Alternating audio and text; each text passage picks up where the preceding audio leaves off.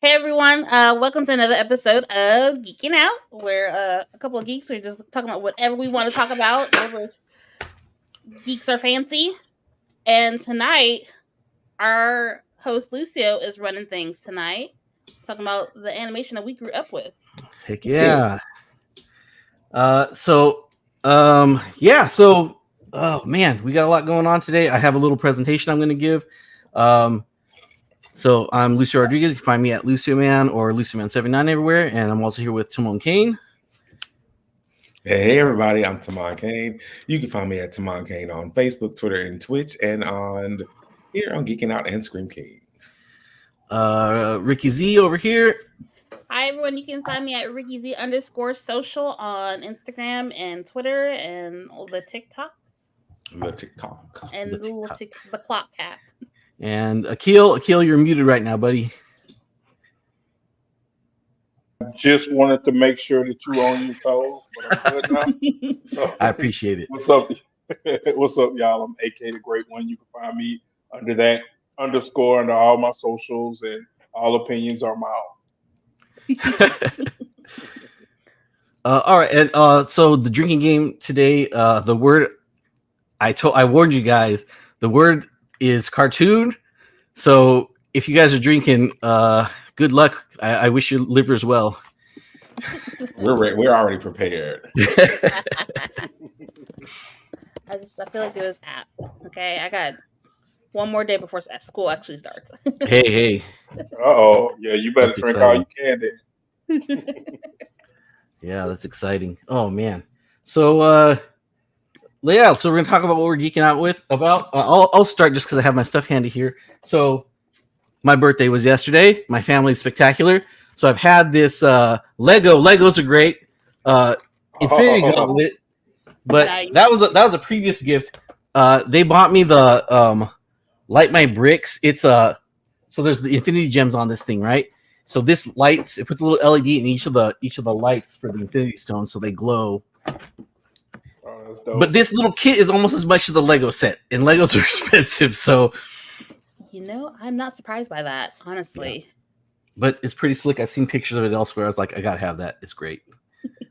Timon, what you got? I knew he was going to come to me next. What am I geeking out about? Gosh, I don't actually have anything really special this week that I can think about besides. I've watched a show called Pretty Little Liars Summer School, and it's a potential that they're going to be picked up by HBO, which also means it's a potential they won't be renewed too. So I'm geeking out to know that at least they're talking about the show again because it's been silent for a very long time. Has it really been a long time now? Since the show's been off? I feel like it just came off the air.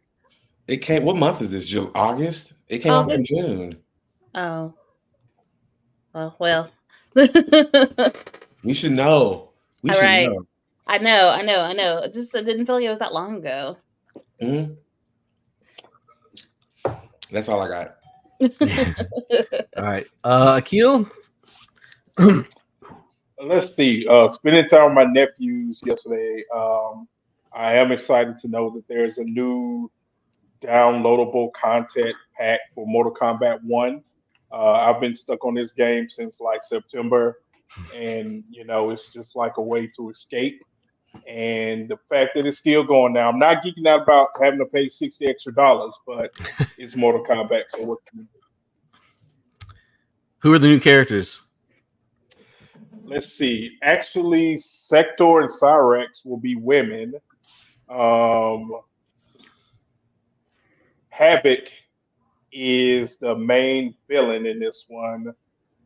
and just some more skins and stuff like that. Okay. Yeah, it's yeah, I know I'm different. sometimes they put like the Terminator or the Grinch in there or whatever.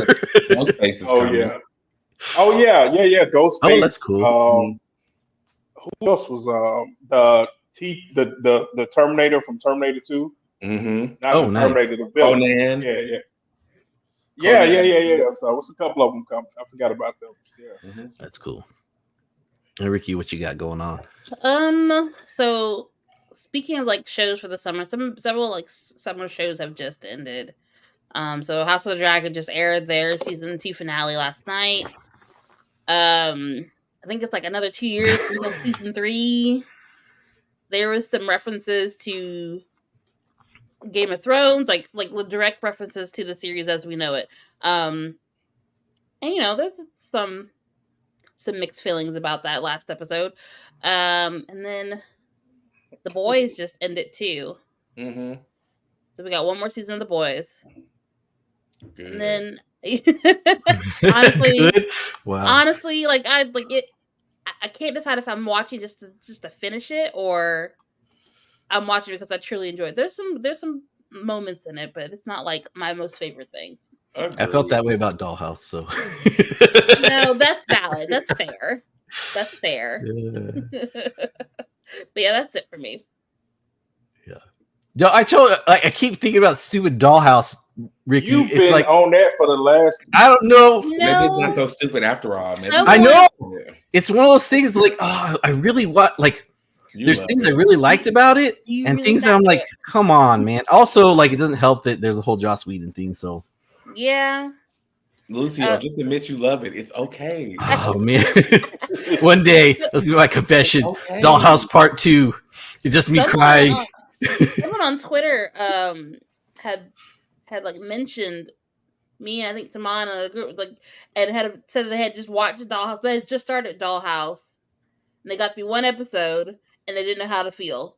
And you kind of have to just keep going. I said, I don't know if I can watch this without if she's not gonna be Faith. Yeah. I mean, she has her faith moments. That's She sure. has tons of Faith moments in this show. I mean, she kicks butt and she's a bit of a rebel. So yeah, that's fairly much faith. Mm-hmm. Just starting a movement. Dollhouse. Dollhouse. Go to CW app right now. You can see me with my Dollhouse gear all next week. My new name will be Echo. So Yep. Run me my money. running my money. Oh man. So weird. All right, so next, so for our mini segment here, I'm going to give our presentation, but first, I want to watch. Come on, Bucky and Pepito, guys. All right, Bucky and Pepito. And feel free to MST3K this thing because man, I got some opinions about this cartoon. Okay. Uh-oh. We're gonna watch like 2 minutes of this. This is unclaimed. Like it's out of its what is it? It's no one owns this anymore. It's in the public domain now. Yeah. Okay. All right, here we go. Well, if it would play for me. Yep, here we go. Oh, we're muted.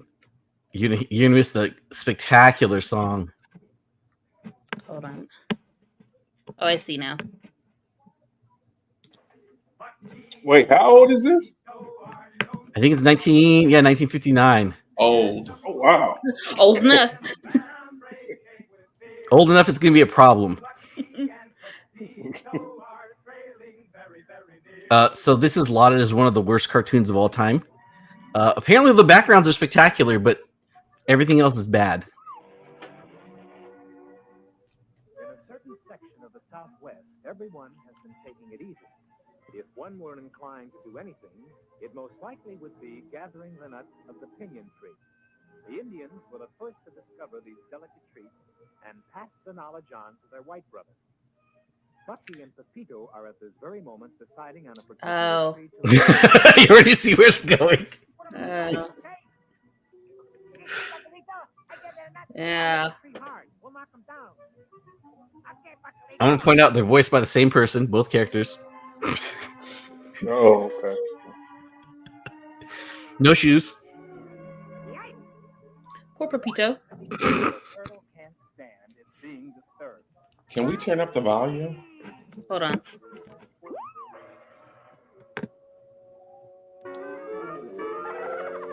Yeah.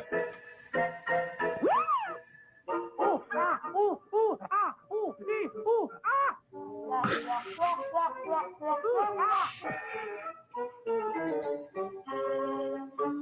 Now here's the pine tree they selected, and it's certainly a beauty. The boys are getting ready to shake down the tree.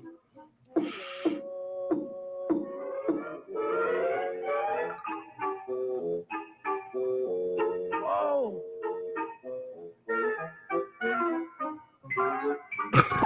Looks This is as so though terrible. Pepito got more than he deserved that time. We could stop there because it's just more of the same bad is honestly all this is. I can get I'm going to point out, so they have this conflict with this bear. That's the rest of the episode. It's bad. It's not even exciting. But they're trying to eat these pine cones. I mean, you can get pine nuts from them, but So can I be honest? Like, this is giving me like this is a deep cut from the Disney vault.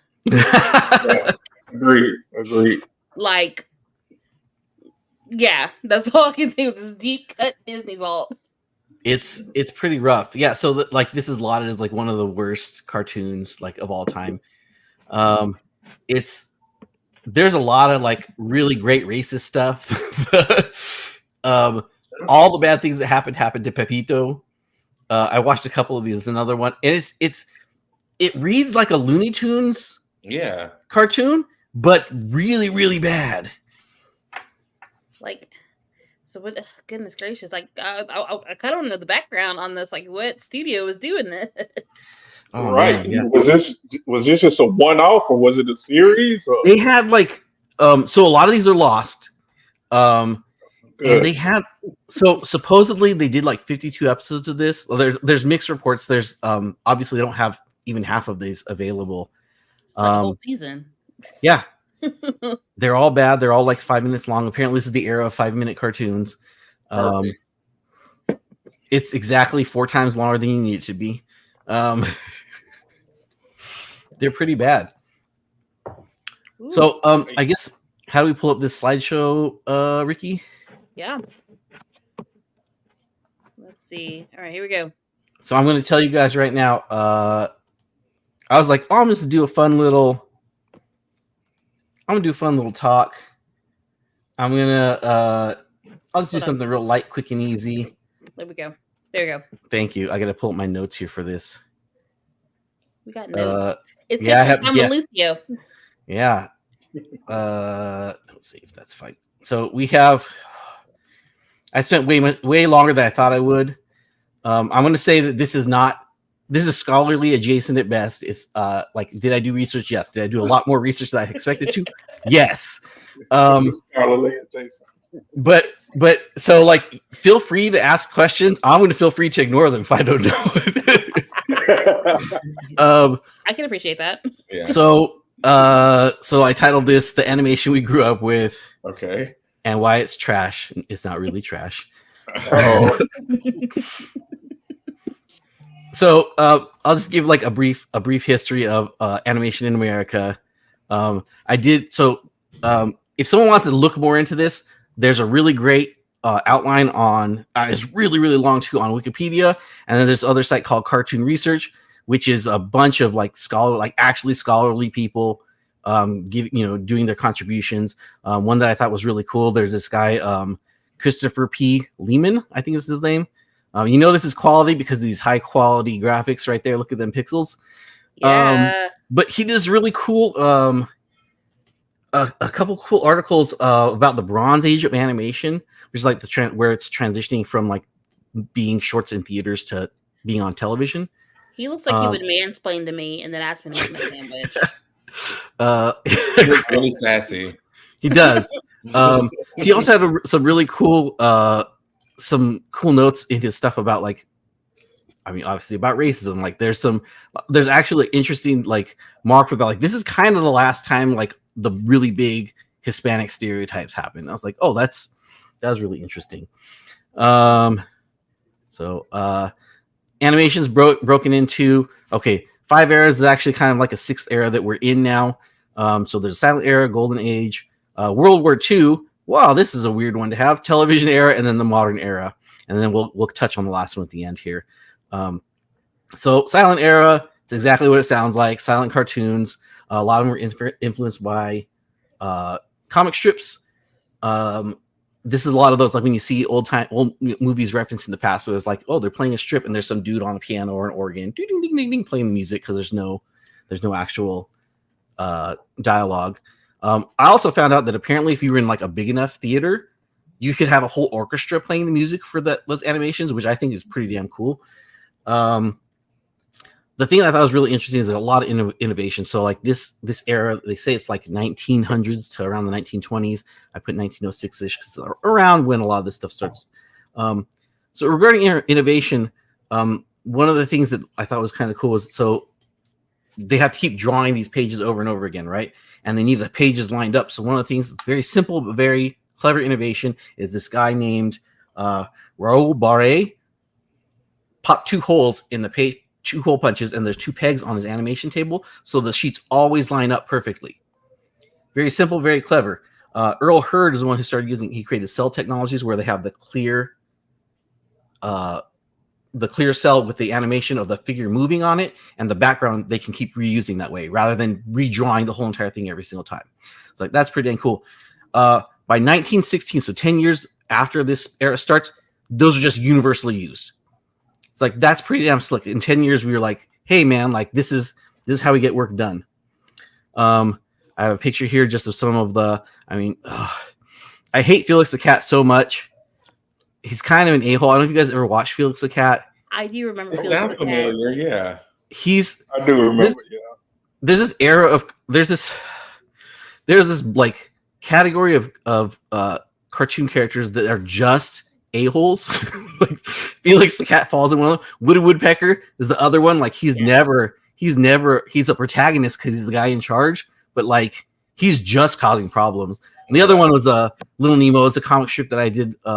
I haven't read the whole thing through, but I really enjoyed what I have. And then they made a movie in 1911 based on a short based on this.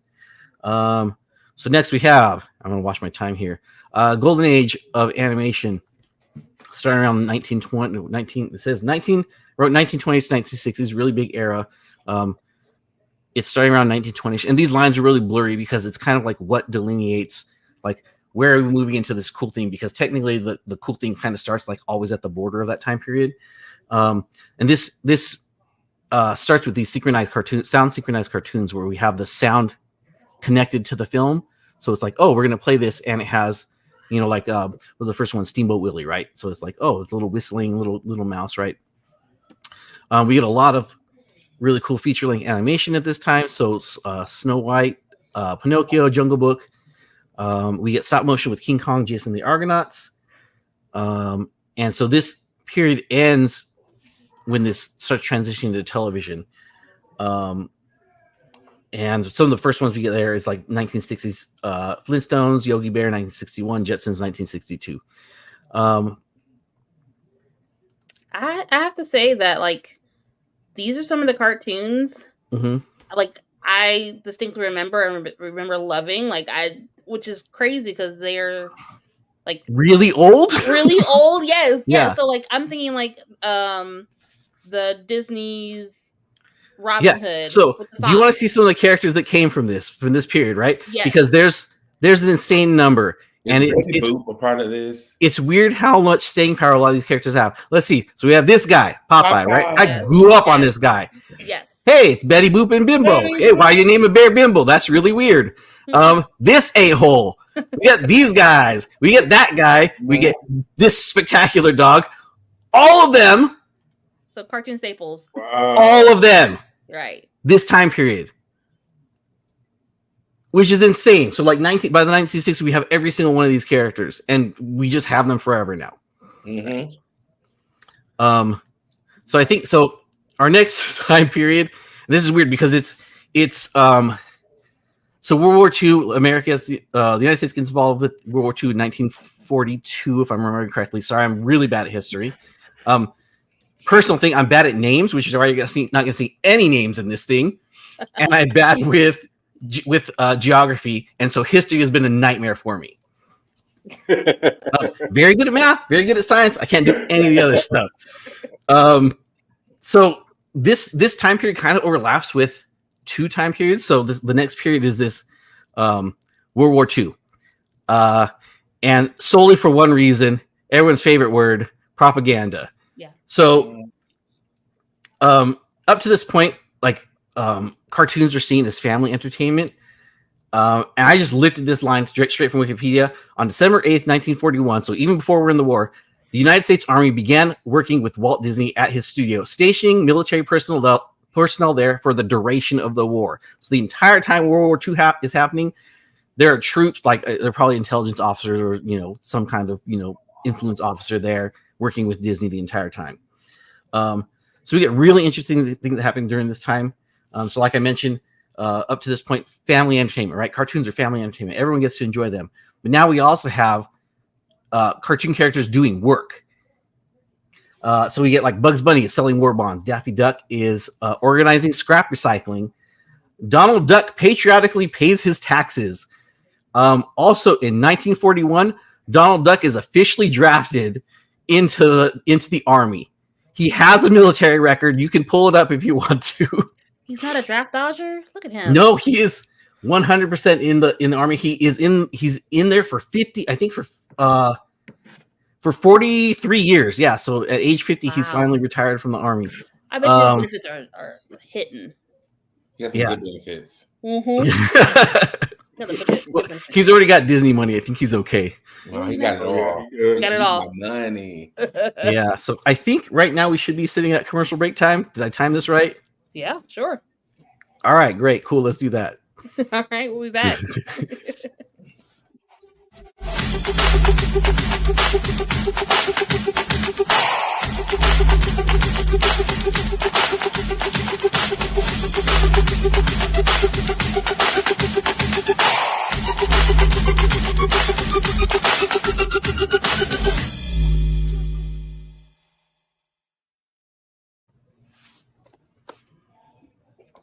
Propaganda.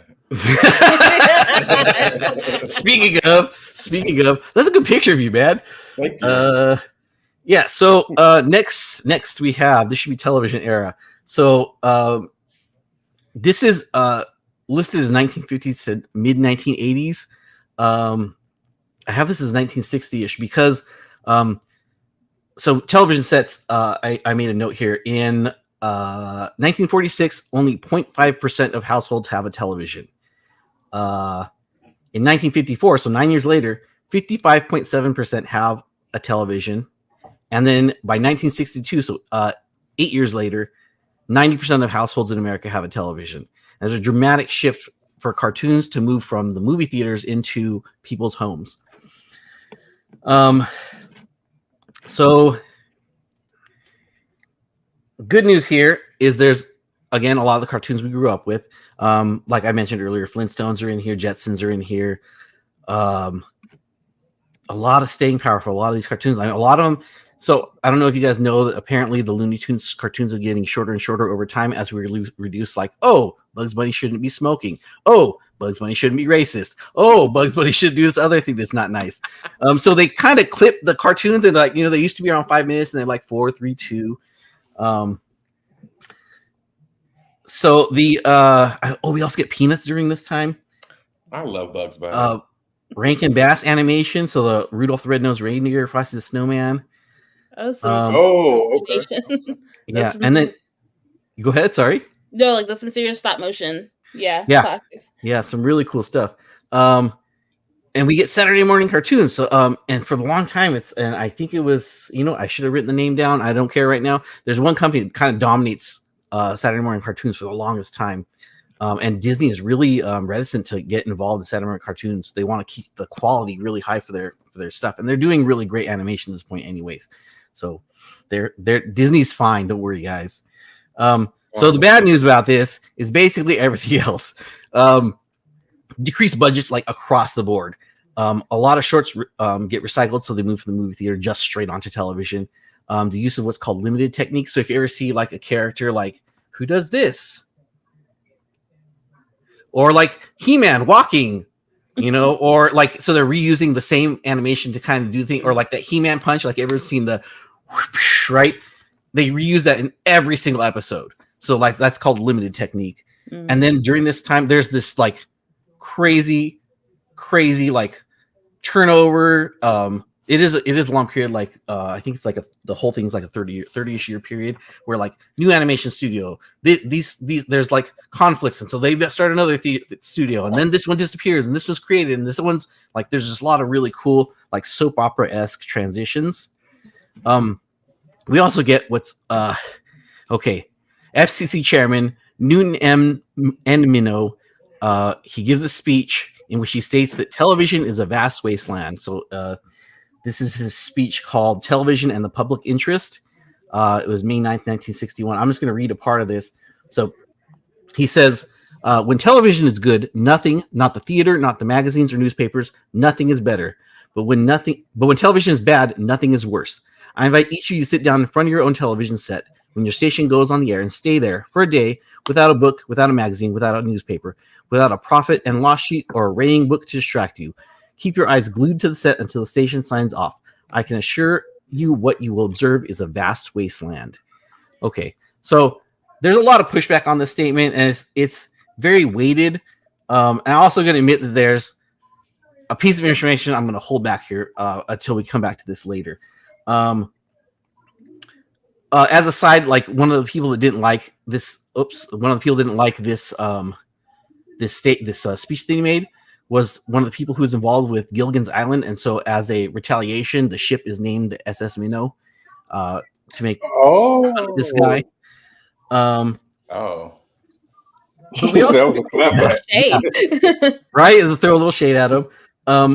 So I wrote in my notes here. We also get in this era, so in the 1980s, another instance of capitalism ruins everything. So we get He-Man, She-Ra, Care Bears, Pound Puppies, My Little Ponies, Transformers, G.I. Joe, Teenage Mutant Ninja Turtles. Every single one of those shows created to sell toys. Yes. Yep, I loved all of them. Yeah, I did too. He-Man, there's a really good, I think it's called The Toys That Made Us on Netflix. Really good one about He-Man. And there's some sketchy stuff they did to get that show made. There's a lot of like, yeah, we're going to do that. Yeah, it's going to come with the comic book. That way it's good for reading. Oh, yeah, we got a television show for this toy we made. Just a lot of like people overselling and then somehow delivering. The tail end of this period, we get Muppet Babies, Alvin and Chipmunks, Garfield and Friends. Aww. And then, so that transitional period when finally Disney's like, hey, 1985, we're going to get involved in the Saturday morning cartoon thing. The Adventures of the Gummy Bears, Wuzzles, and 1987, we get DuckTales. Okay. Yes, DuckTales. Which is like a huge transitional thing. So I wrote here to make sure myself discussion. So I get you guys. I asked you guys to send me a bunch of stuff that you guys had watched as children. So Flintstones, Jetsons. Oh, that's the wrong Scooby Doo. It's this one. We love that Daphne. Yeah, and then also Care Bears, Voltron, Muppet Babies. Hey. Voltron. He-Man, Thundercats. Yeah. Jim. Right there, front and center. Jim is outrageous. Totally outrageous. Truly, Silver. truly outrageous. I think AK, was it you that sent me Brave Star and Silverhawks? I did. Which I did not remember these until you mentioned them. I'm like, I watched both of these. This one, Silverhawks, visually bothers me now as an adult. I haven't looked. You know what? That's one I've never revisited as an adult. So I'm afraid to do so because it may hurt my image of what I see it. But yeah, I love Silverhawks. You can currently watch Jim and the Holograms on Tubi for free. And can we get into Jim's glove on this photo? Like, come on. Glamour. Fashion and fame. Okay. Yes. Jim is her name. Yes, thank you. I was trying, like that's like deep in my brain. I couldn't sing that if you asked me to, but like, oh, my sister loved Jim. And that's that's every Saturday morning. Yes. So what are your guys' opinions? Because I will say I went back and watched He-Man. I love He-Man and She-Ra. It's bad. It's so There bad. is nothing you can say to negate He-Man and She-Ra's contribution. Oh, Yeah. like every single one of these has to contribute. Like, okay, Bucky and Pepito contributed, but like, what did they contribute, guys? Like, He-Man does so many of these limited propaganda. techniques. We did And an what episode about He-Man like a couple years ago. Was it with the Masters of the Universe Yeah. franchise, and because they rebooted it on Netflix a couple years ago, and so it's just one has a little bit more depth. Only I would though. I would imagine a lot more depth because He-Man's like an inverted shallow pool. It's pretty bad. He's the meniscus of yeah, it's pretty bad. Not the science terms. Oh man, it's Yeah. pretty bad. I See, love one this thing show. with He-Man introduced as a kid, and maybe that's when I should have been looked at or had my parents get help. But he introduced me to the first villain I've ever fell in love with, Skeletor. Mm-hmm. And it's just been downhill, uphill since, I'd say.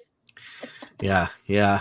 It was, I did like the what is it called? Batman his Rogues Gallery. He-Man's whatever his bad guys, like this nonsense gallery. I loved every single one of them. Trap Jaw. I still have that toy around here somewhere. Oh yeah.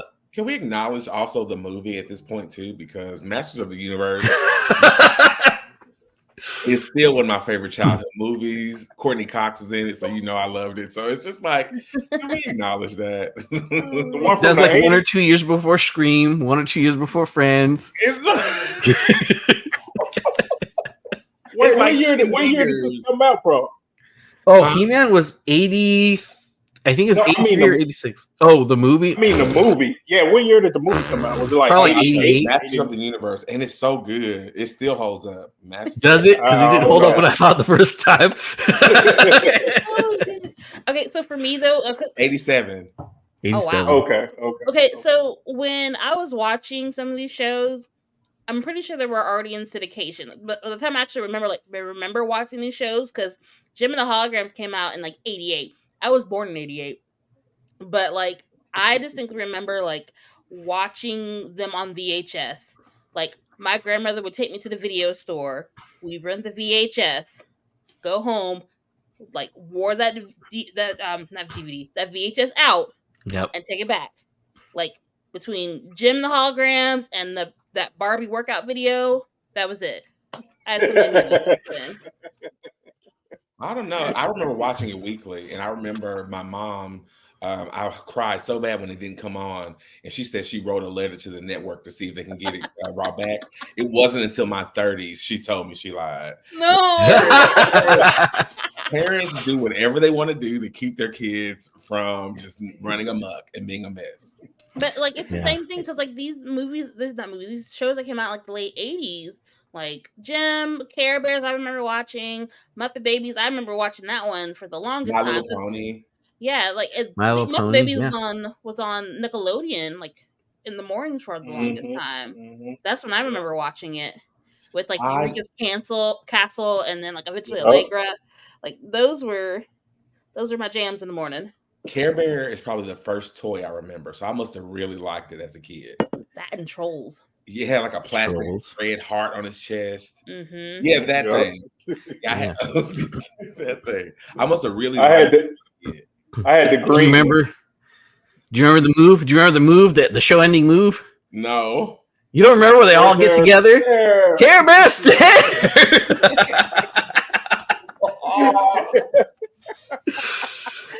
The big old rainbow comes out of everyone. Oh. You know what? I feel like this is like the beginning of some really serious, like formulaic TV work.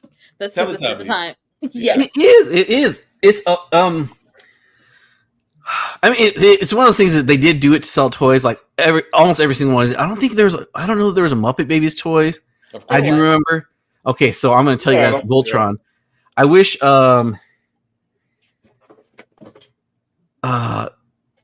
Yeah, so there's this era, like 80s. There's a bunch of like Japan to America stuff.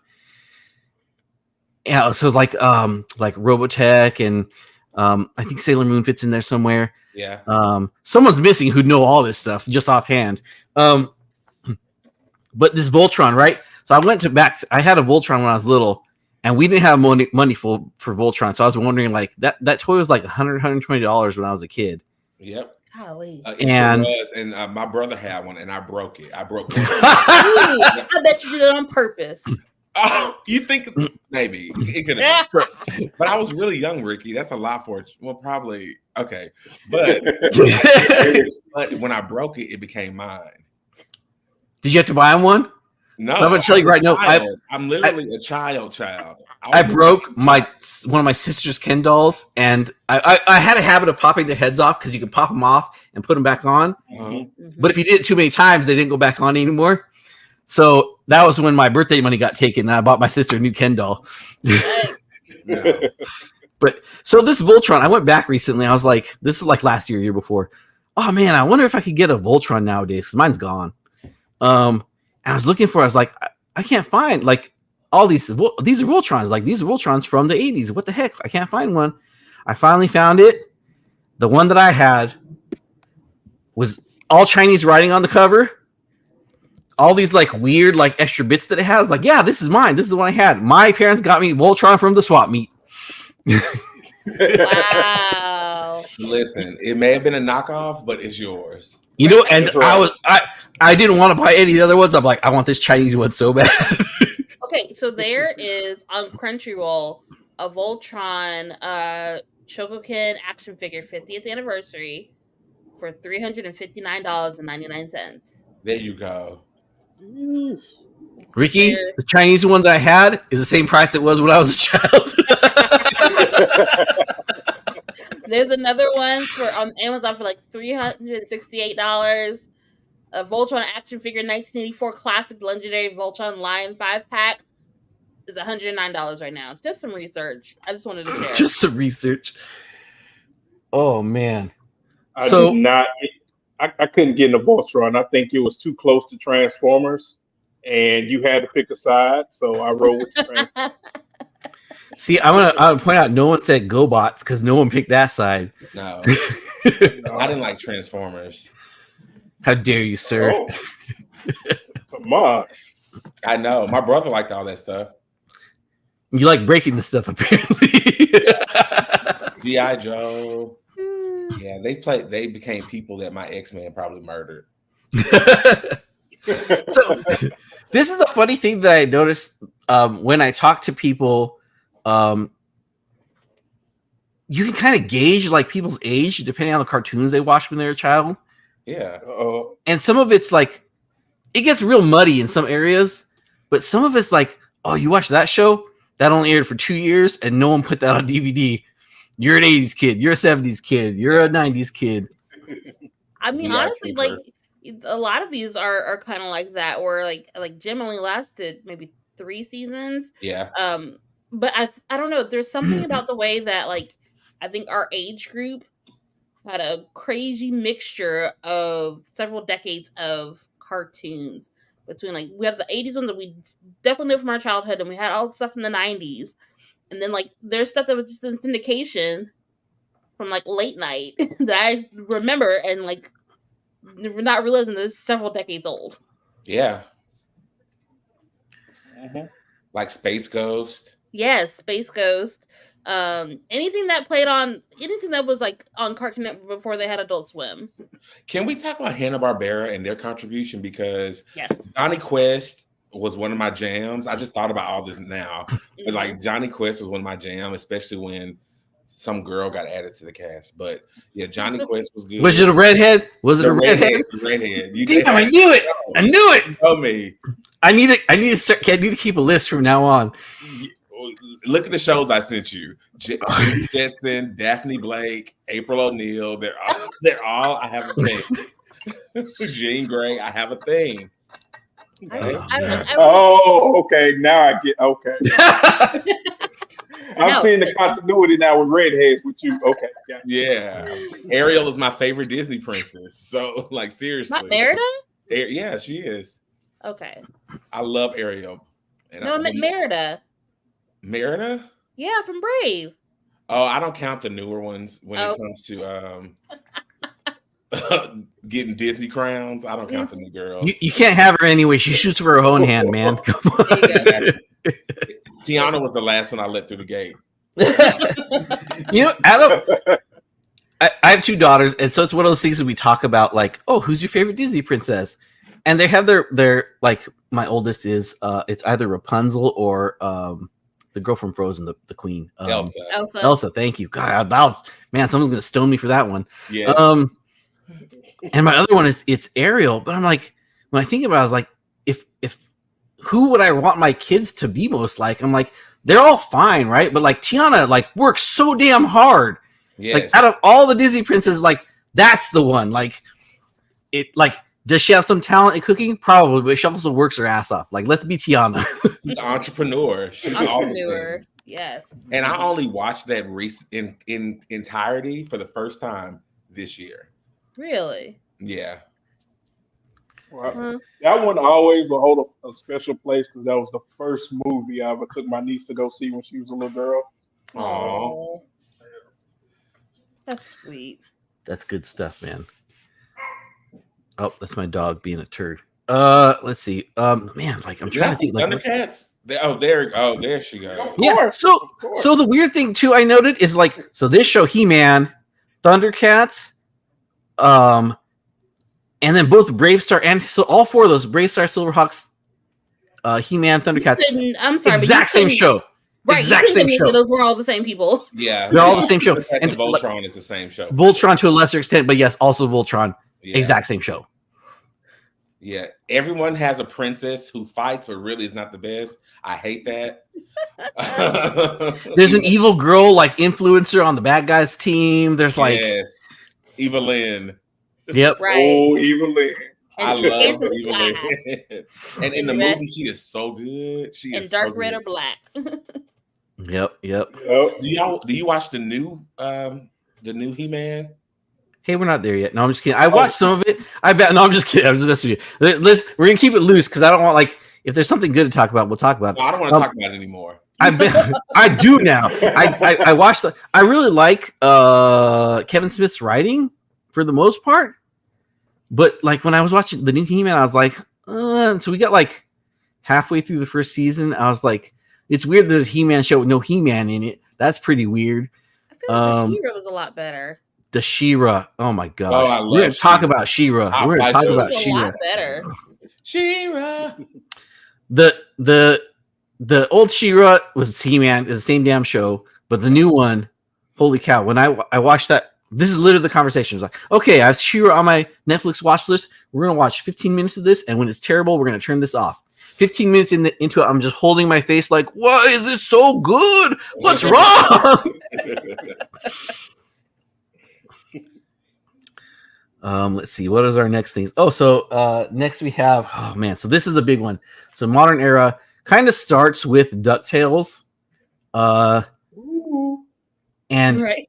like when I think about DuckTales, it's man, it does a lot of work. It does a lot of stuff. And it's kind of like it has a roughly contiguous storyline, even though each episode is its own thing. There's a rough through line. And it's just genuinely good. Yeah. The writing's good. Like the animation quality is they have Disney money. Like, let's be honest, they have Disney money. They're doing fine. It literally is one of the things that happens is like when Disney steps into Saturday morning cartoons, it's like, hey guys, we're just gonna throw our weight around. And the animation is way better than any. Like you see Voltron. Voltron looks like crap. You look at DuckTales, and I think they're separated by like a handful of years. It's like, oh, this is not even like they have paint on the canvas on this one. This is the era of the theme songs that were bops. Oh man, Mm. what are you talking about? You don't like She-Ra, She-Ra? No, She-Ra has a place, but you're talking about the DuckTales theme song, Darkwing Duck, DW. DW. what Yeah. was it? Tailspins. That was good. Yeah, it's like actually really a lot of those Goof Troops. Um, a lot of those Disney cartoons were What's based off Goof of some of Troops? Is that the It was one with Eddie Goofy, Campbell? Goofy and, and Pete. and I gotta close yeah, the door real quick. no, that's like the not the spinoff, but well yeah, that's the television version of a Goofy movie. Okay, Yeah. okay, great. Yeah. Oh, Okay. okay. I That was had a good theme like, song too. Yeah. Yeah, where they have the antagonist is Pete, who is Mhm. normally like the Disney villain. He's the villain in Steamboat Willie, Yes. and he's just a crappy neighbor in. Who in elevates Goof Troop. to a full-on villain in the decades to come. Yeah, I mean he was a full-on villain to begin with. He get, you know what? It's really weird because okay, what's that show? Mickey Mouse Clubhouse. He's the villain in that too, but he's just like, I'm in your way. Oh, I'm not touching you. That's basically his level ability. That's what it's Yeah. It is. It's the nonsense. So this era is considered the Renaissance age of American animation, and there's just it's basically everything else we grew up with. Let me make sure I got my timing right because I think we got another. We're good. Yeah. Do your thing.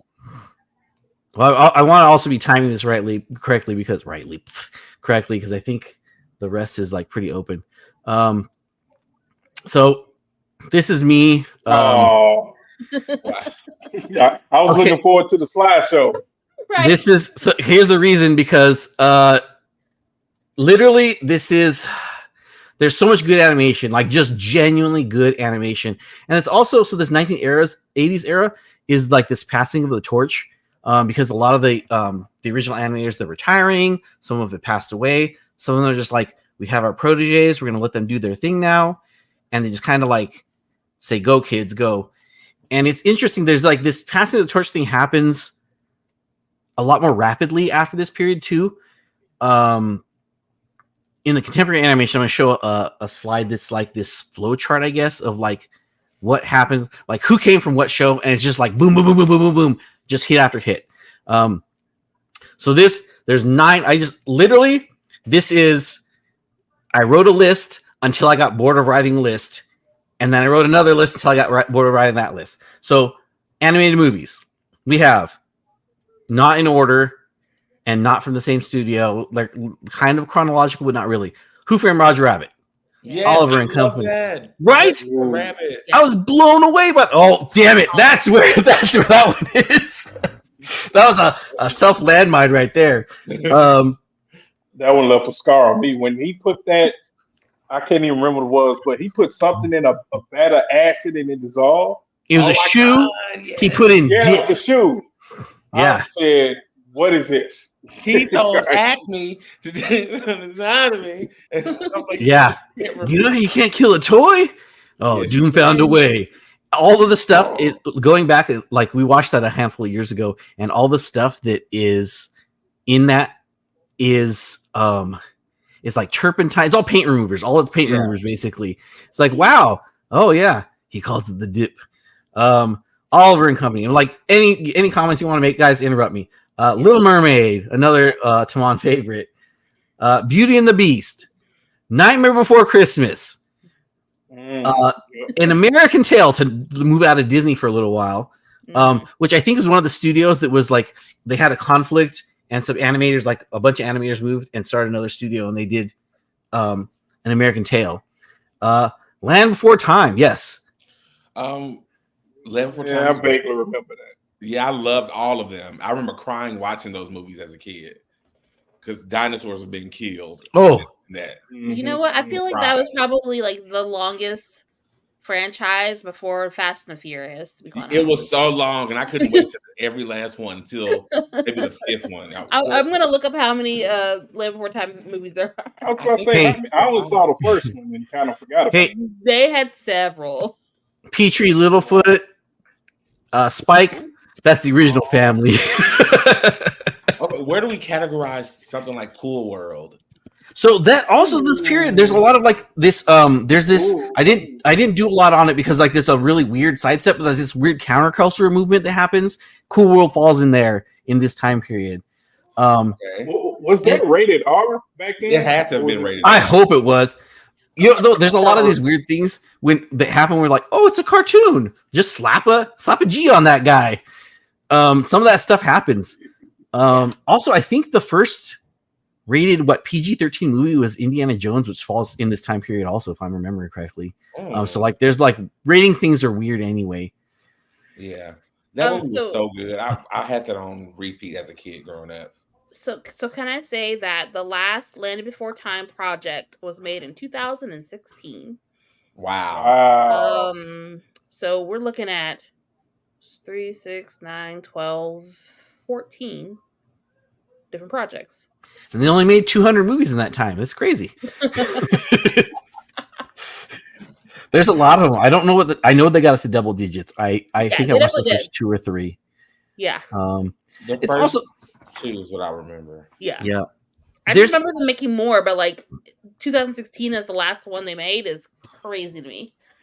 There's also these weird, like going back to like, oh, what did you watch in your childhood? There's these weird pockets of time where it's like, oh, I'm in high school or I'm in college now. I don't watch cartoons, or I just don't have human time for cartoons, where you just miss a bunch of stuff. Yeah. And then if you like cartoons, you go back to them.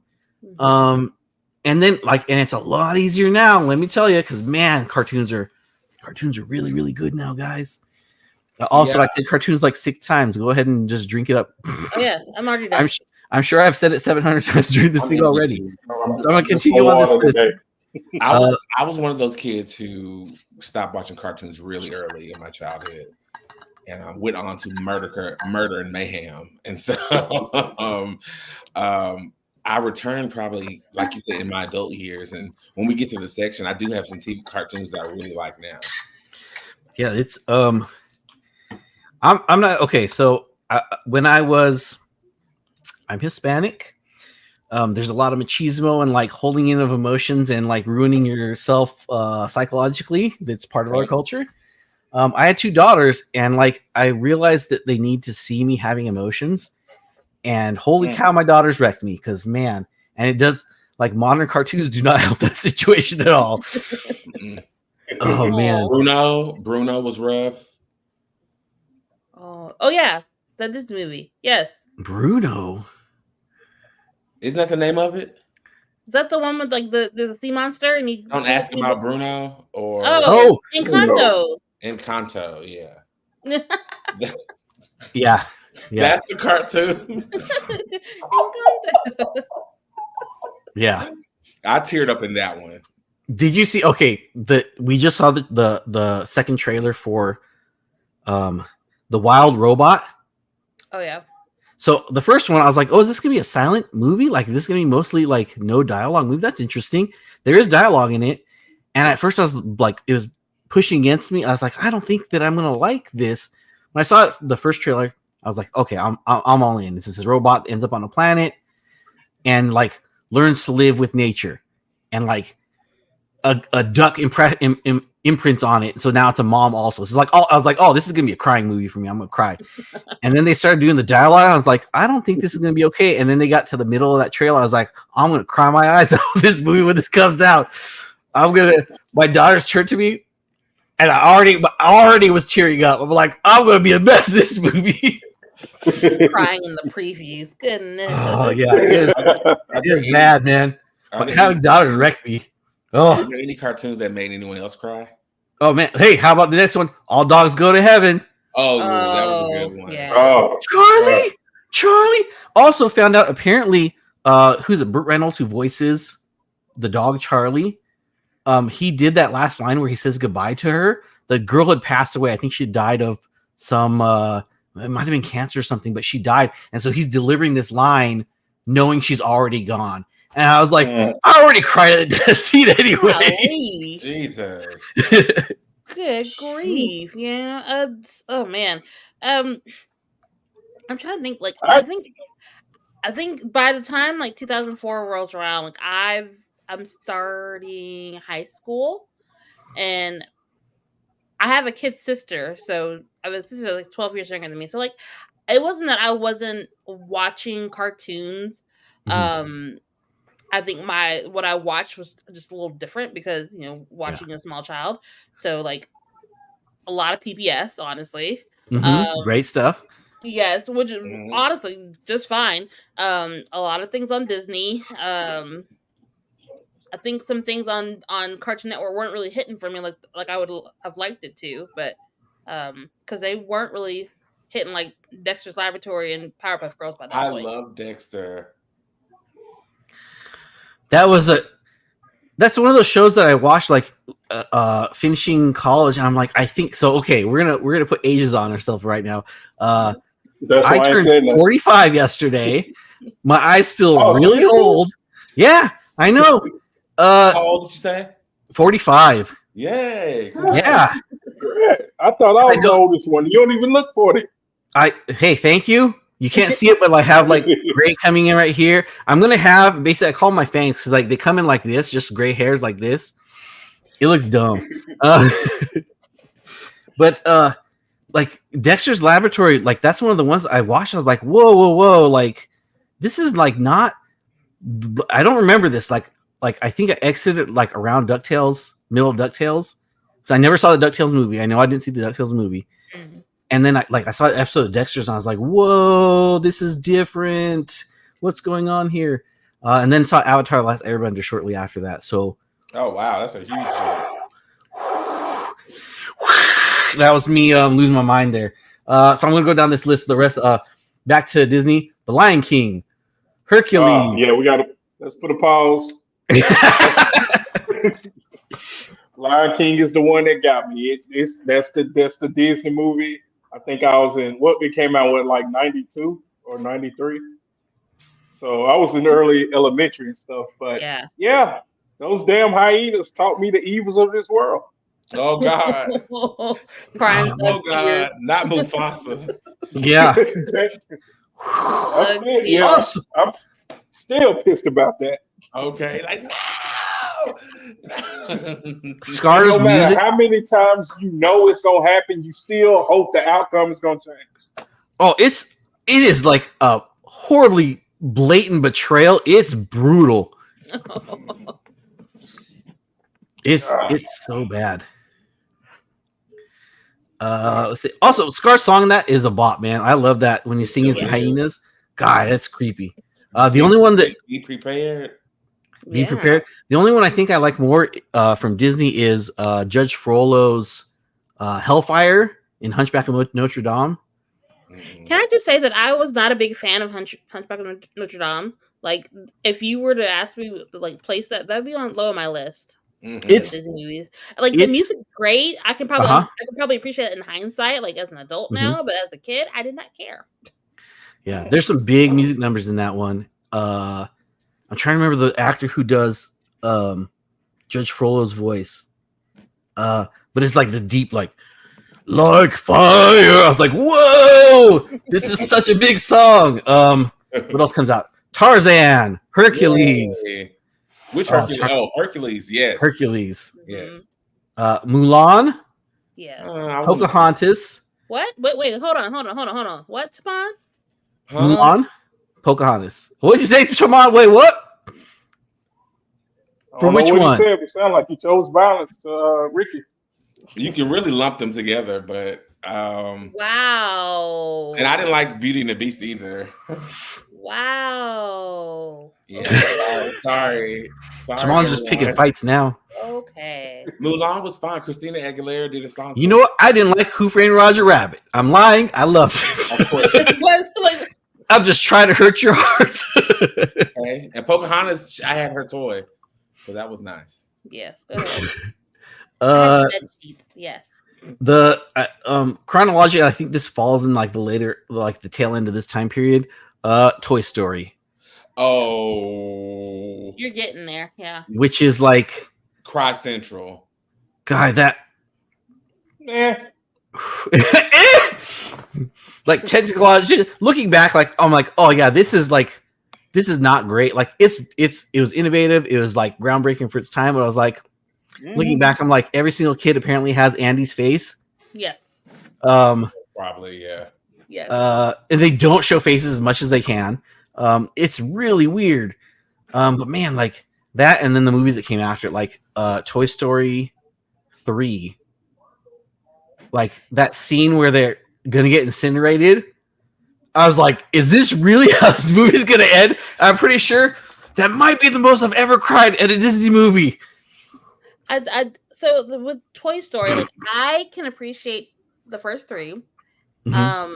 I don't think it needed another one, Mm-mm. but strangely enough, they were able to pull it off with the fourth. The fourth one's not needed. The fifth one that's coming is not needed either. Mhm. Oh So- my God, is that many? Yeah, Yeah, there's there's a a new one fifth one coming out. coming. The Yeah. third one is so good. That's third I one's cried. good. Yeah, that was good. The third one's good. The fourth one is good. It just wasn't needed. Yeah. They, like, I you think had they us should all have stopped prepared at to move 3. on. Yeah. I think And then, yeah, 4 is very good. But and 3 don't is, Buzz Lightyear got his own spinoff or something? Buzz Lightyear had his own animated series, and then he had his own like movie that's kind of like away from So- the actual Toy Story movies. that movie is supposed to be like the movie that Andy's really into. That's why he likes Buzz Lightyear. That's not a show that kid would watch. It was weird Kiki anyway. Palmer was in it too, right? Yeah. Yeah. Okay. Let's see. Time wise, I think we're doing okay. I'm going to run through the TV shows real quick and interrupt again. Obviously, DuckTales right off the top. Chippendale Rescue Rangers, Yes. Yep. Tailspin, Mhm. Darkwing Duck. You guys already mentioned all these. Gargoyles. You guys remember Yes, Gargoyles? Yes. Fox. Disney. That blew me Yeah. away. Yeah. Yeah. I really liked Romeo and Juliet in high school because I'm a giant ass nerd. Don't be Toy Story 4. It's fine. It's great. It's just like Toy Story 3 was spectacular. Auntie, it's not a bad movie. It wasn't needed. Yeah. That's all. That's all. Auntie, I just liked it. It just wasn't needed. I used to substitute teach in the high school I went to, and so they did Macbeth, and the number of Macbeth references in Gargoyles. Oh, I love it. Also, those students hated me because they're like, "Oh, easy day." I'm like, "Hey guys, remember when the weird sister said, "Oh, when the what is it? Dunwood comes to Dunsinane." Like, "Oh, why do you know this, Mr. R? Like, this is not a thing you need to be doing, making us do work on our day off." Yeah. I'm a sub, but we're still going to talk about it. Yeah, it's exactly. They were not ready. They're like, "Damn, why does this guy know this stuff?" They were mad. I could tell they were mad. Tiny Toons Adventures falls in this, Right. and Animaniacs. For Tiny Toon Adventures, one of the things I want to note was like when you look back at Looney Tunes, all the characters are like very monolithic. They're kind of an archetype. It's like, okay, Bugs Bunny is kind of like Mickey Mouse. Like that character is the main guy and cannot lose. Like that's just kind of the archetype. Daffy Duck, Donald Duck, they're kind of the same character. They're the ones that are the problem, and they usually lose. Mm-hmm.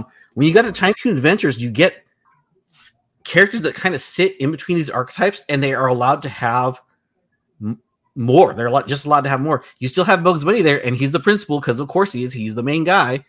But then you end up with these two other bunnies, and they have like actual depth to them. You have what is the name of whatever the duck's name is in that one? He is Daffy Duck, but also he has this intense loyalty to his friends, and he can do noble things when it comes to it. It's like, oh, hey, that's pretty cool. Were they still making like Looney Tunes episodes by that point? I don't think so. I think this was a transition because they made Looney Tunes stuff for a long time. They also made some really bad Looney Tunes stuff. And they were still showing them like religiously. I think Nickelodeon was the one that was actually showing them, and then because I'm like wondering like at what point did we go from Looney Tunes, Tiny Toon Adventures, Space Jam? Oh yeah, I forgot about that. I think it was that crosswind. I don't know if y'all remember, especially in the early to mid '90s when they made the Looney Tunes urban. You had like fans, you had the baseball jersey, the That's earrings, the one. all that good stuff. Yeah.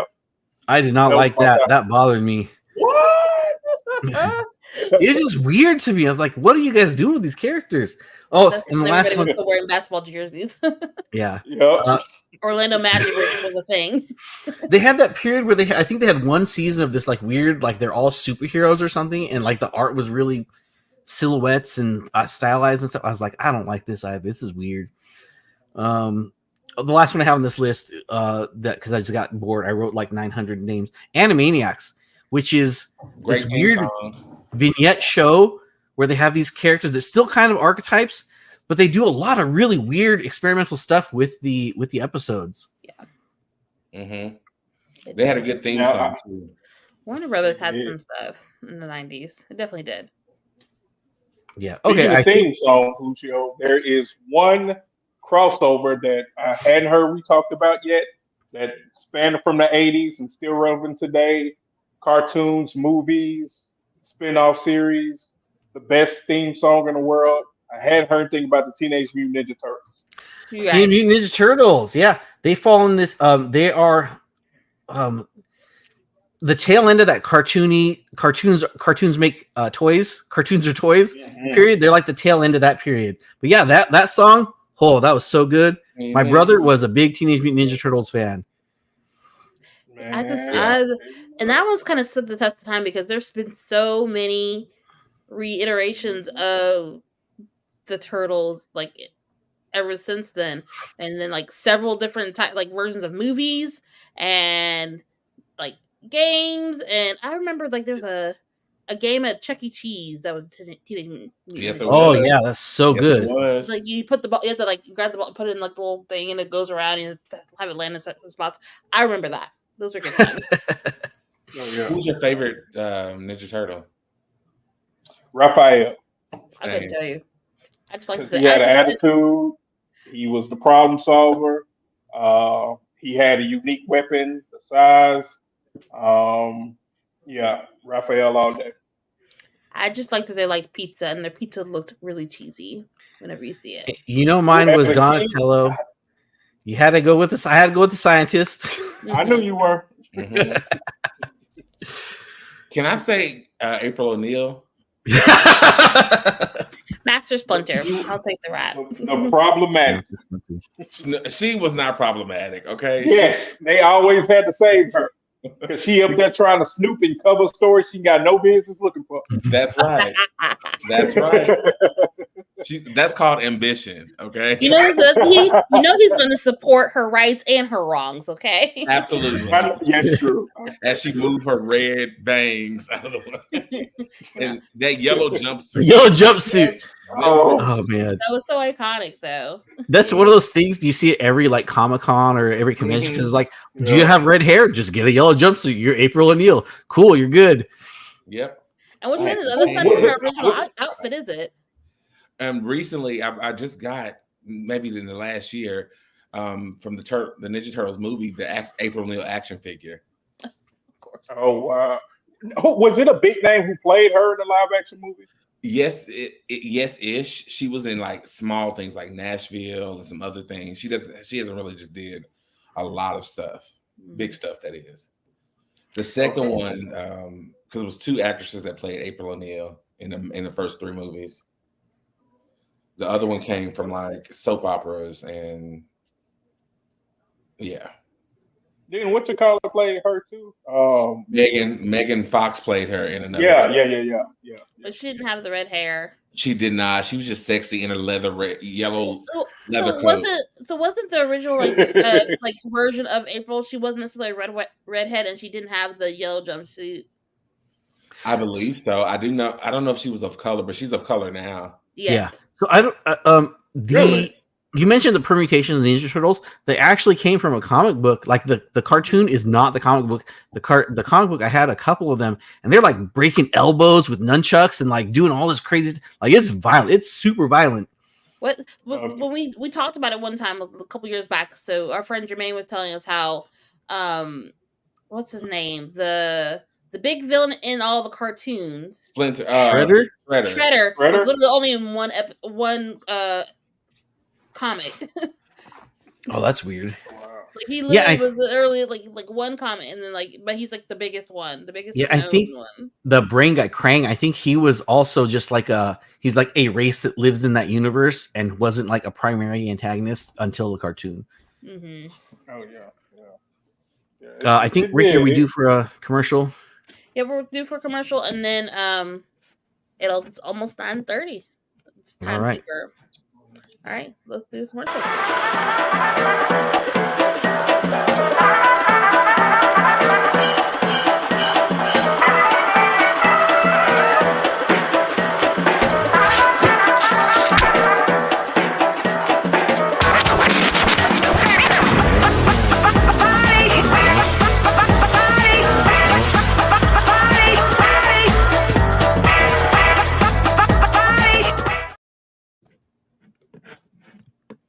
I'm gonna throw this over to Taman because I know he's got that copy sitting in his hand right now. And that is Killer Card Game. What? You can get your copy.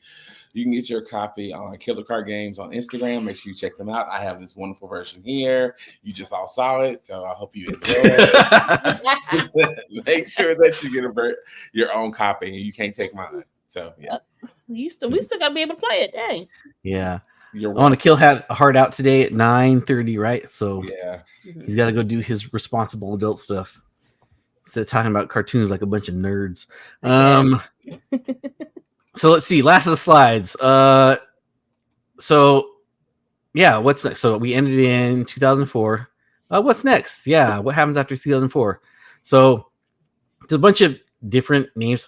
I assumed because this is considered the modern era. I was like, oh, it's going to be just like in art, the postmodern era of cartoons. There's some other names banning about. This one is one I've seen a few times. Millennium Age of Animation. It's a lot. There's a lot going on. You have this Cartoon Network, just like I can't even name how many cartoons. There's like 10,000 cartoons Cartoon Network came out of that were just really interesting. 2005 Avatar: The Last Airbender comes out. Like that for me is like just groundbreaking, mind-changing. It's a show that runs 3 seasons and tells this like amazing arcing story about these handful of kids like saving the world, and one of them is like, hey, like the big push is like, hey, you got to kill the bad guy, and the guy's like, the main protagonist is like, I'm a pacifist, I can't kill the bad guy, how's this gonna happen? It's pretty damn good. Oh man, I remember. Have you not seen Avatar: The Last Airbender? I have seen both of them. I've seen Aang and I've seen Korra. Okay, I was gonna yell at you right now. Yeah, I've seen them, and Korra is better. I like them both. One of the things I do like about that shift between them is like one of the good things, one of the bad things is war drives innovation, and you can clearly see they're at the other end of a war, and they've got radios, and they've got cars, and they've got like, instead of being this like, we're not living in like, this kind of like, I don't even know how you describe it. It's like almost this fantasy-esque setting, and now it's like, oh, it's modern day. Yeah. Yeah, I don't know what decade they were in as far as the world, but could you imagine the Avatar set in the future? I think that they're trying to drive toward that. I'm curious. I think if they announce that will get a lot of fandom involved. Avatar 2099. Oh, you love it. And it's twins. Yeah. Oh, yeah. It's me, Ava, and my sister Tar. And our powers combined, yep. We are Captain Planet. Captain Planet. How dare we not talk about Captain Planet? We sure didn't. That was also that's one okay. Of the shows. Yeah. Oh, no, not that. That's that. Hey, heart. Wind. me and Cam was talking about this preparing for the show. It was like, could Captain America garnish a 3-movie deal in 2024? No. I don't think so either. No. I think because you have to go deeper than the simple like save the earth, recycle. Mm-hmm. And I think that show did what it was supposed to do, because that's the whole drive of it. And we do recycle more. We do care about the planet. I mean, as individuals, yes. As corporations, no. But that's just how that goes. Go capitalism. So I think so there's, I don't know if I can read this name. Hey, whoever made this, there's a few versions of this. Whoever made this, thank you. This is brilliant. It's not all encompassing. It does a lot of work though. So the thing I want to point out here, right? We have this show Adventure Time, right? And Adventure Time, I think Ricky, you listed Adventure Time as one of your like That's been a comfort show lately. That's been one of those things I just kind of gotten into and just I'll play, and it's interesting beyond the early seasons. Yeah, so I have not seen all of it. It's one of those shows I'm like, my daughter is in the middle of it and she was supposed to wait for me. She did not. No. It's what I've seen is spectacular, and it's just this like, there's a through line for the story. There's a lot of like kind of important stuff that these people talk about, and I think it kind of like drives from the rest of this stuff. You can see so from here at Adventure Time, this branches out a lot of the people who are different portions of the show, and there's a legend up here, but like from it we get Rebecca Sugar, who does Steven Universe. Yeah. We get who's it? Ian Jones. I can't remember the name. Like I said, bad with names. OKKO, Over the Garden Wall. If you guys haven't seen Over the Garden Wall, holy cow, go watch Over the Garden Wall. Over the Garden Wall. Why does that sound familiar? I don't know. So my son has been watching OKKO for like the last year, just kind of one of those things he binges, and that is the most interesting. Which reminds me, because I did do like a little like shout out to Captain Planet. They had like an episode with like the actual characters there. That was such a like a weird like throwback for me. Oh, yeah. So okay, come on, Over the Garden Wall. It's like 8 or 10 episodes. They're like 12 minutes each. It's very Halloween-y. And the first episode is very weird, but after that, it's just a continuous story of these two brothers, and they're just in a weird world, and you get pieces of a lot of stuff. There's a lot of like fairy tale influence, a lot of like modern writing, so it's really funny and silly. But like it's a really, I think, a very powerful story that they tell during the course of this. Bee and Puppy Cat, which is there's a comic book. There's like it's weird. It's very weird. There's some big ideas in here that like I don't know. I think it's supposed to have more seasons. I've only seen like what's available. I don't think there's that many episodes. It's very interesting. Hilda's in here. Hilda, if you want to watch 3 seasons of like the first season of the show is like the coziest cozy thing I've ever seen. It's like, hey, it's a girl who likes having adventures, and there's kind of danger, but not really. And it's Hilda, and she's just charming and wonderful and nice. And a troublemaker. Over here we get if we scoot back to Flapjack, we get Gravity Falls. Yeah. Which that is an interesting one. Started watching that one too last year, and the storyline for that one is actually really good.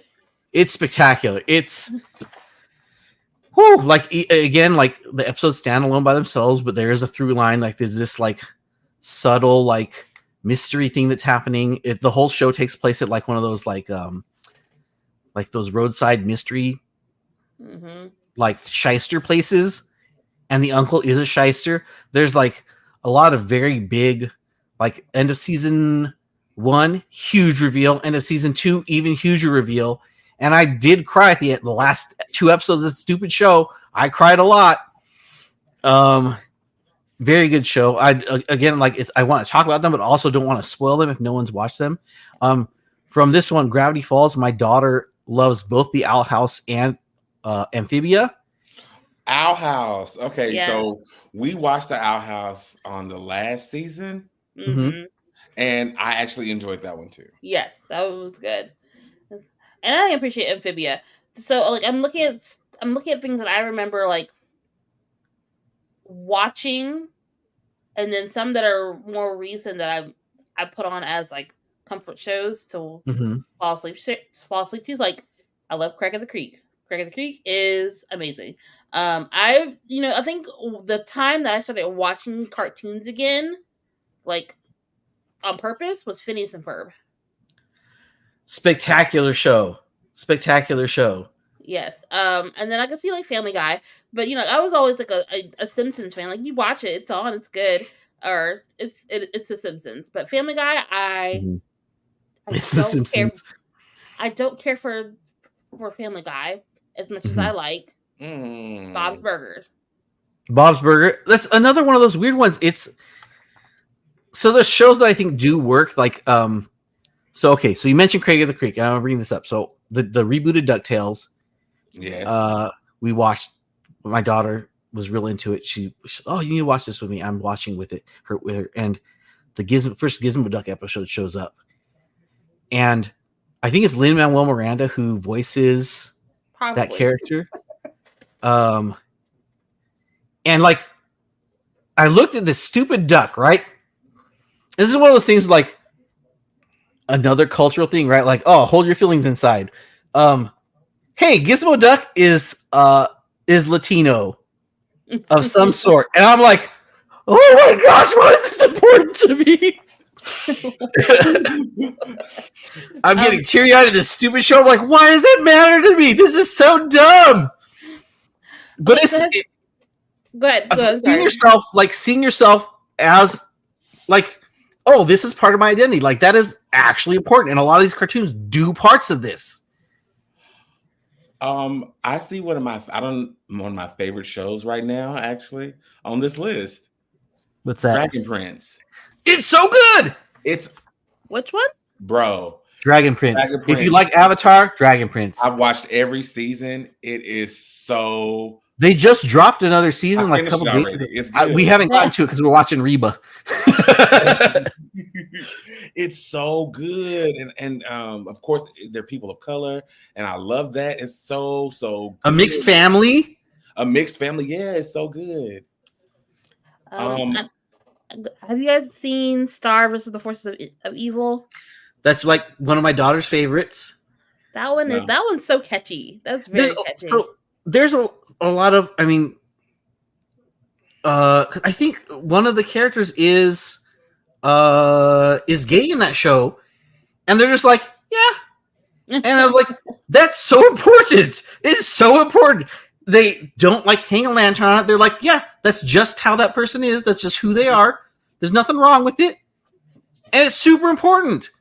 I think that like one of the things that's really good about this is you do like these things influence like what you watch when you're a child. Like I watched a ton of Mr. Rogers, and man, I want to be Mr. Rogers so bad. Like if I could be as kind as Mr. Rogers, I would think I've done something right in this world. Oh God! And probably underneath that, he's a sociopath. So, but that's the thing is like there's like people try to dig up dirt and like they don't. Like I'm worried that Tom Hanks is like one of my bastions of like humanity. That I'm like nothing can ever be dug up on this man. Please, no skeletons in your closet, Tom.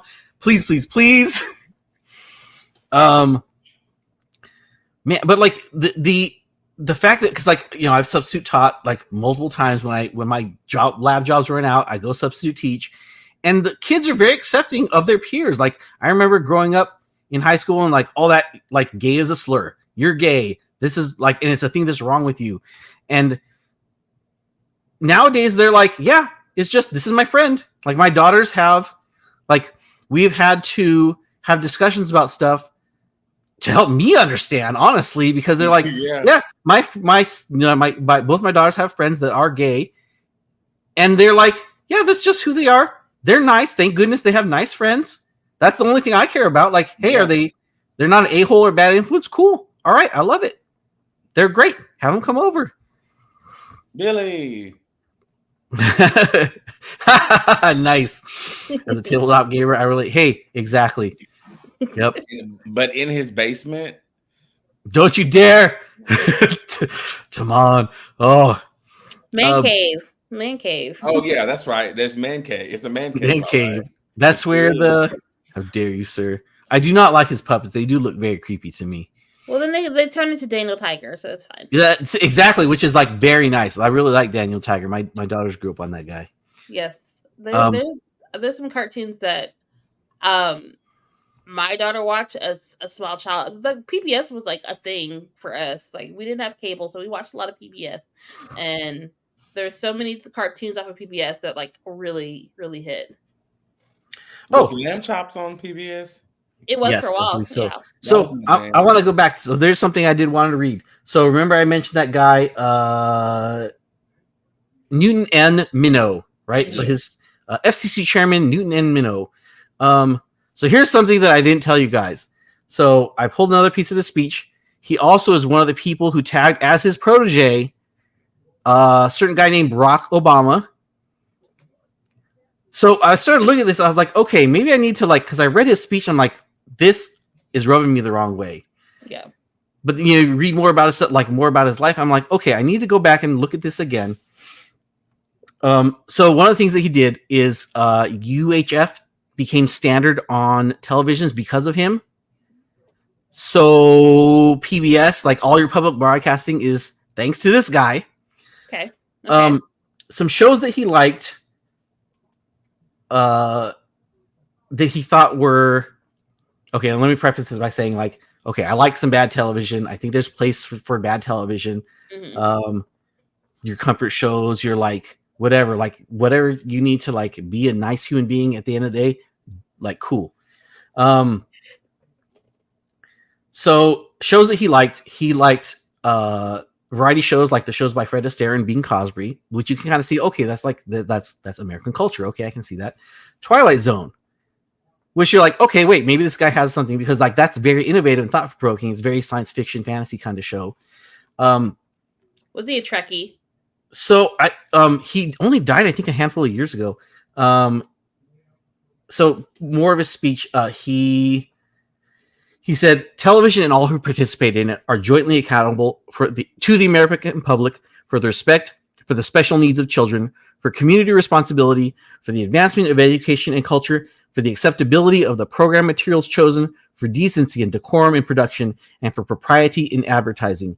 This responsibility cannot be discharged by any given group of programs, but can be discharged only through the highest standards of respect for the American home, applied to every moment of every program presented by television. Program materials should enlarge the horizons of the viewer, provide him with wholesome entertainment, afford helpful stimulation, and remind him of the responsibilities which the citizen has toward his society. Which I don't disagree with any of that, except for the part with it's okay to have trash shows. It's okay to have garbage sometimes. It's okay for a thing to just be entertaining for the sake of being entertaining. But I do agree, hey, these things that you feed your kids, they're going to become part of who they are.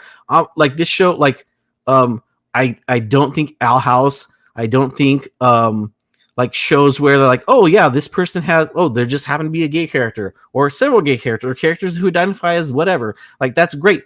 This show, Owl House and Amphibia, I'm looking at a lot of these.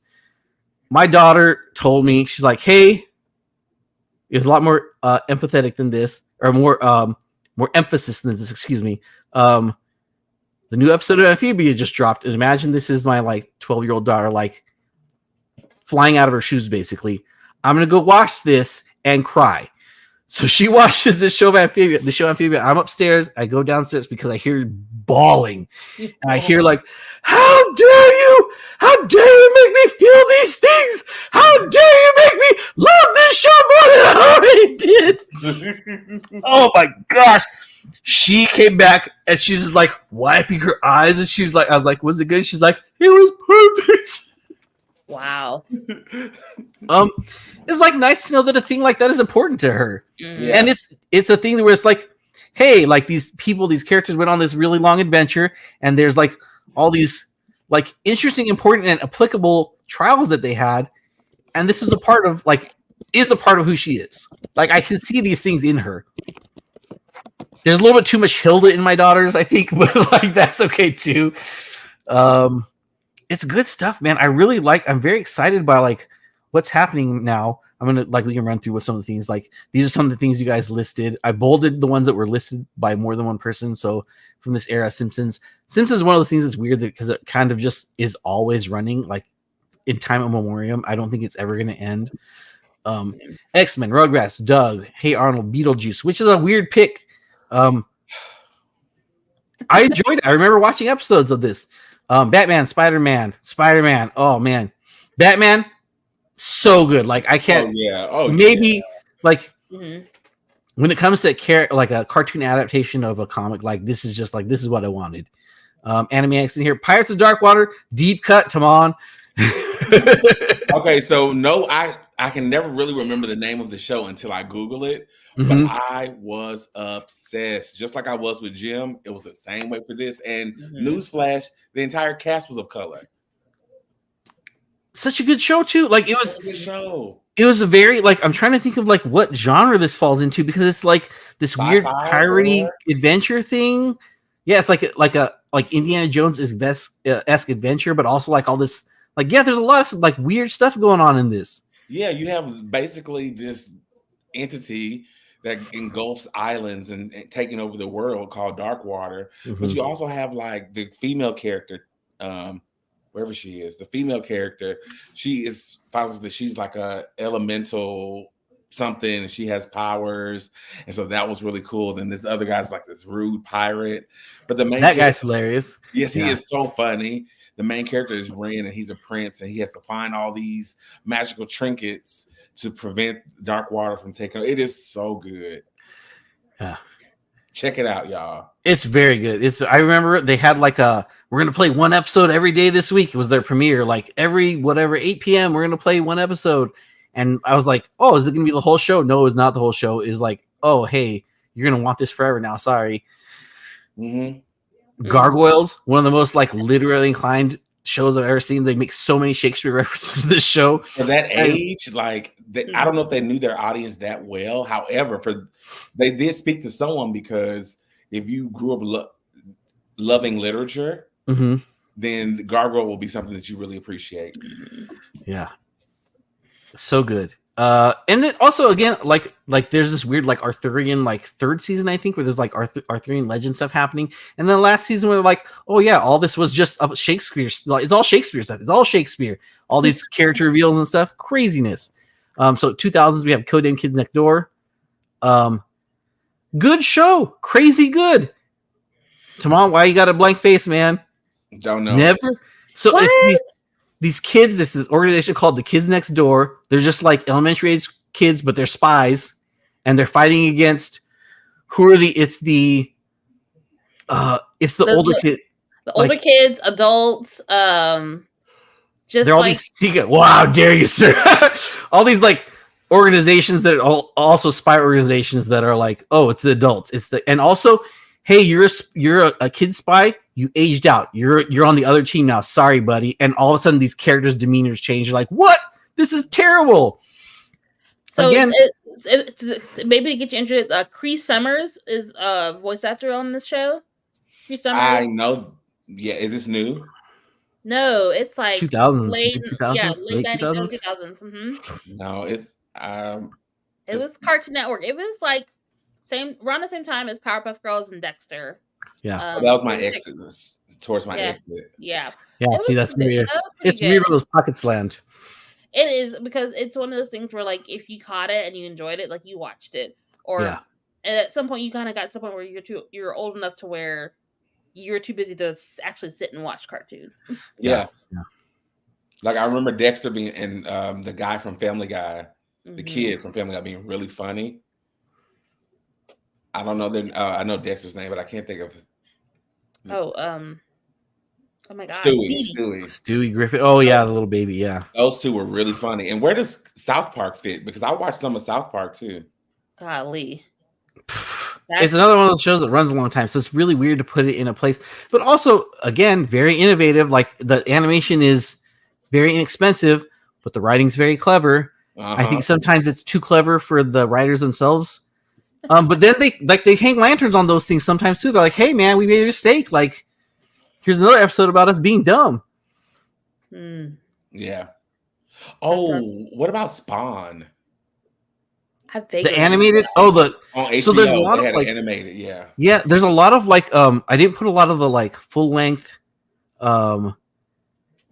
cartoon comic book stuff because like it kind of falls in this weird like animated movie area, but also then the because that kind of glanced over. Was Spawn a series? It was a series, a cartoon series, But again, also is like it's very specifically geared toward not kids, which is great. Like I think it's great to have animation that's not for children. It's a bummer when people are like, animation is for babies. No, it's not. Like animation is. I think like this time frame we see a lot more, because I think for me the first one that seems the most important would be like The Simpsons. Like clearly, like this is not the most family friendly. It's not completely crazy, but it's pushing the edge. And then we start to have other shows like Family Guy, South Park, American Dad, Mm-hmm. really Ren and Stimpy, to be honest with you. Yeah, there's like that weird counterculture Yeah. stuff. Ren and Stimpy, that was a weird one. I remember that was maybe early college for me, and it was like, oh, this is raunchy, ha ha ha, it's so funny. Now I look at it, I'm like, oh, it's not terribly clever. Nickelodeon had a weird like pushing the button Yeah, with some of their cartoon phase. Granted, like those cartoons came out like later in the day. So there's some weird. I don't know if you guys remember. There used to be a Spike and Mike animation festival. That would kind of tour the country, and they do some like old stuff, some new stuff. There's some stuff that no human being should ever see again. There's a short. It's like 2 minutes long. It's called Bambi versus Godzilla. Oh God! It's literally just like pencil drawing of a deer, and it gets stepped on by Godzilla, and that's the entire thing. But the thing is, like the time that was made, it was like way before that. I thought, like, I think this is like pre-80s is where that if I remember correctly, when that was done. I'm like, that doesn't fit in this like milieu of where we are in that time period. Is like this weird counterculture stuff that always kind of pops up in different pockets in time. Right. Oh man. I think we're getting close to time, right? Yeah, I think. Oh, yeah. So we have Kipo. If you guys haven't seen Kipo, you need to see Kipo. Steven Universe, I'm in the middle of. Oh, where are you in Steven Universe? Because that is my comfort show. I know I'm farther than this, but like the thing that I remember is they're leaving the farm. So I don't know, like. Okay, that's probably about. I think we're a little bit past the middle. So about close to either end of season 3, season 4. Yeah, somewhere. I know I'm a little bit farther than that, but that's like the last big thing that I remember. It's another one of those. It's like 15-minute episodes, and again, like they're all the crystals are, I mean, to my knowledge, women, and they love each other in different ways. Like, oh, we're family. Oh, we are actually like connected as one being. We are like, there are all these crazy things that are like, it's one of those things. Like this is like, I think this is pretty important. Yeah. What else do we have in here? Clear. Yeah. Hey, Castlevania, She-Ra. Oh man, this show. Neo Yoki. I know nothing about this one. What's this one? It is so good, y'all. It's anime. It's made by Jaden Smith. Oh. Yeah, he voices the actor too. It's sci-fi. I think that there's powers. Yeah, there's magic involved. It is good, so good, and I think his character's gay also.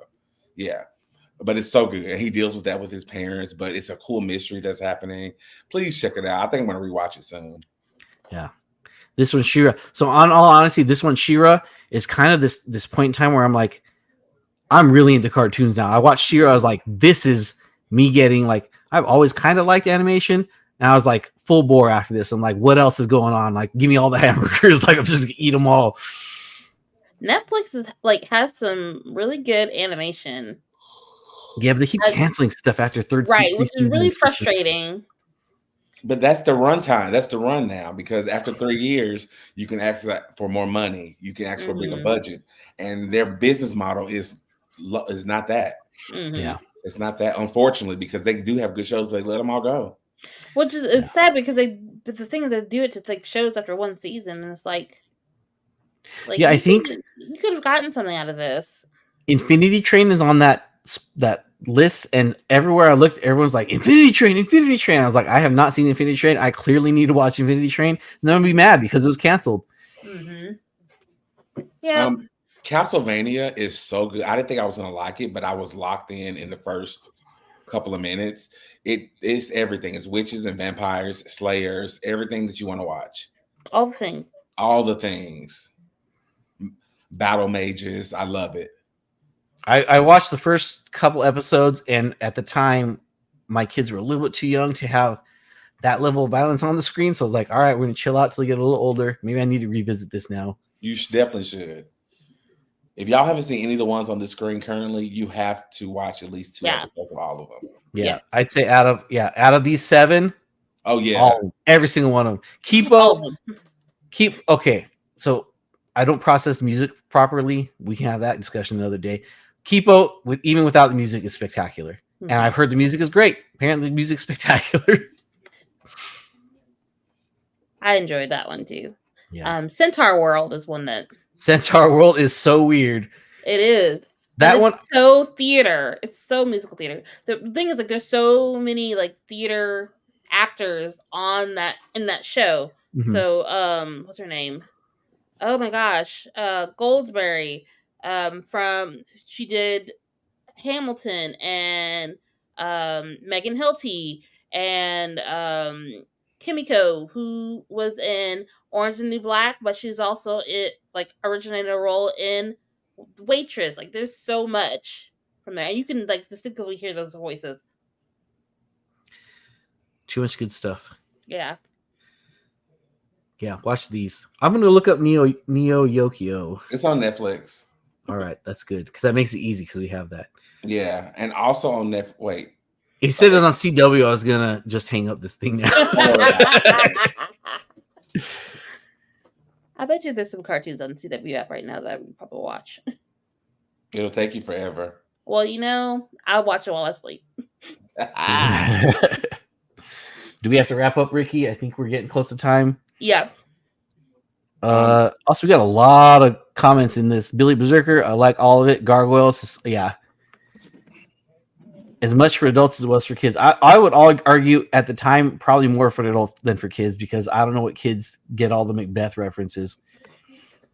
I don't know, but I think it's one of those things where it's worth a good Google. That's for sure.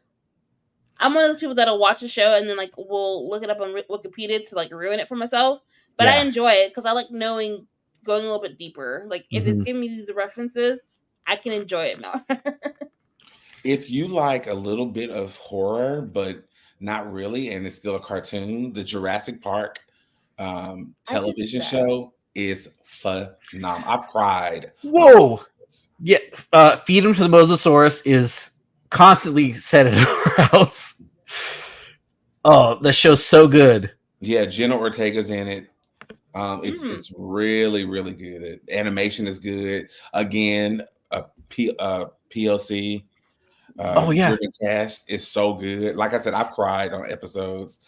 It's good work there. Also, they do a lot of off-screen murdering adults in that thing. Like dinosaurs get eaten off-screen by adults like all the time. All the time. Those kids have PTSD when they get home. Those kids are not okay. They did a time jump. They did a time jump in the. We haven't seen the new stuff yet. Hey, we're still in the middle of Reba. We can't do anything new yet. Oh, sorry.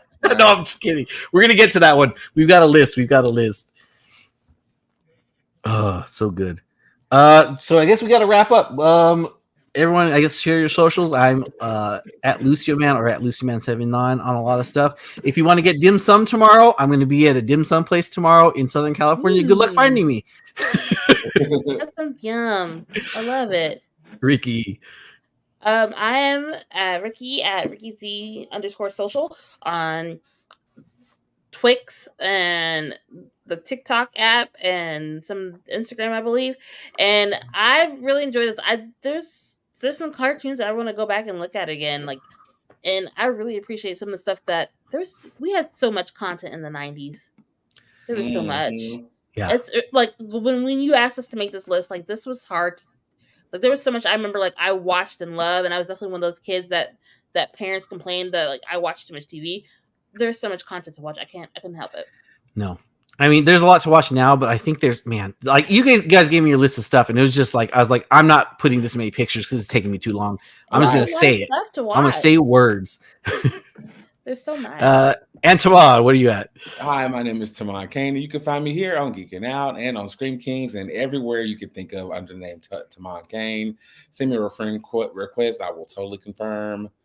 And there was another show that came on with Space Ghost. He was like Hawkman or Space Ghost Coast to Coast, the weird like not that show before he got his because that was weird show. But then was there a Space Ghost that had like a show where he's like a lawyer, or was that Hawkeye? Hawkeye is the show that I was on Space Ghost Coast to Coast. He would do a segment where he Yeah. would put on he would. But Hawkeye, like all those shows, I remember when they were originally out and it wasn't like that, and they were just like I said, Johnny Quest, and is it Hawkeye? Something like that. I So love- that's what's that show? The Venture Brothers is Yeah. like this weird take on Johnny Quest, and I think Johnny Quest technically is in the show, but not really. Yeah. So weird. It's interesting to see like these things come back around, and like I mean, obviously we're gonna reference our past, so like these things keep coming like either as like genuine homages or I mean sometimes things need Pepito needs to get mocked. Like that's not okay. That show's not all right.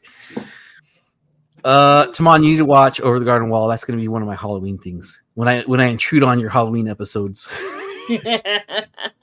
No comment. Ah! All right. What's the bumper here? What's the call out, Ricky? All right. Well, essentially, we'll see you guys next week. Thank you for joining us tonight. We'll see Geeking Out on every Monday at 8:15 on YouTube. Make sure you like and subscribe. Make sure you follow us on YouTube and on Facebook and Instagram. Follow Nelly Media on Twitter. And follow each of us on our own social medias. And we'd love to hear your thoughts on some of the things we talked about tonight. So, and I do want to say, Ricky, thank you for your help on the tech part of this because it's a pain in the ass. Thank you so much. No problem. All right. So good night, everyone. And we will see you next week. Oh, yes. Sorry. Duh, Billy. Yes. Oh, Twitch. yeah. We're always on Twitch. Yes, Twitch. Thank you, Billy. All right. So thank y'all. Good night.